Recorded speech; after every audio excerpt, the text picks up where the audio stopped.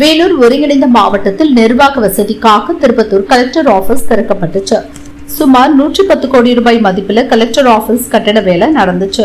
ஒரு நாளைக்கு குறைஞ்சது 500 பேர் கலெக்டர் ஆபீஸ்க்கு மனு கொடுக்க வருவாங்க.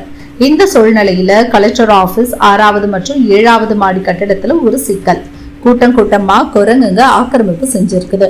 குரங்குங்க அங்கேயும் இங்கேயுமா ஓடி கலெக்டர் ஆபீஸையே அல்லோலப்படுத்துச்சுங்க. அது மட்டும் இல்லாம டஸ்ட்பின்ல இருந்து சாப்பாட்டை எடுத்து அங்கேயும் இங்கேயும் வீசி அட்டகாசம் செஞ்சது. இதனால பொதுமக்கள் மற்றும் அதிகாரிகள் சகஜமா நடமாட முடியாம தவிக்கிறாங்க. வனத்துறையினர் கூண்டு வச்சு குரங்குகளை பிடிக்கணும்னு மக்கள் கோரிக்கை வச்சிருக்காங்க.